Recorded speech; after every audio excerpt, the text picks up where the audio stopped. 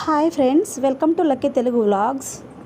ఈరోజు నేను పొద్దున్నే లంచ్ బాక్స్లోకి ఏం రెసిపీ చేశానంటే మసాలా వడల కర్రీ చేశాను అనమాట. చాలా అంటే చాలా బాగా వచ్చింది నిజంగా. తిని చెప్తున్నాను అనమాట. నేను ఆనియన్స్ కూడా ఎక్కువ తీసుకున్నాను, ఒక 5 ఆనియన్స్ అవి తీసుకున్నాను, మీడియం సైజు. మీరు చూసారు కదా, మీడియం సైజు టమోటాలు ఒక 5-6 అలా తీసుకున్నాను. దీంట్లోకి ఏం పెద్ద ఎక్కువ ఇంగ్రీడియంట్స్ కూడా అవసరం లేదు కదా. ఆనియన్స్, టమాటాలు ఇవే మస్ట్ అండ్ షుడ్ కదా. అదంతా వేపేసుకున్నాను. ఆ తర్వాత ఉప్పు, పసుపు వేసుకొని కొంచెంసేపు బాగా ఆగిచ్చాను అనమాట.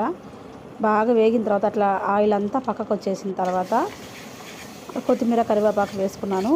కారం కూడా వేసేసుకున్నాను. కొంచెం బాగా వేపాను. ఆ తర్వాత చింతపండు పులుసు పోసేసుకున్నాను. ఆ తర్వాత ధనియాల పొడి మర్చిపోయాను అనమాట, అందువల్ల అప్పుడు వేశాను.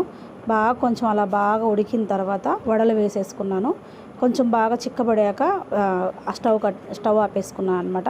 మరీ చిక్కగా అయిపోతే వడలు పీల్చేసి అసలు కర్రీ ఏమి ఉండదు. అందువల్ల ఈ వీడియో కనుక మీకు నచ్చినట్లయితే తప్పకుండా సబ్స్క్రైబ్ చేసుకోండి.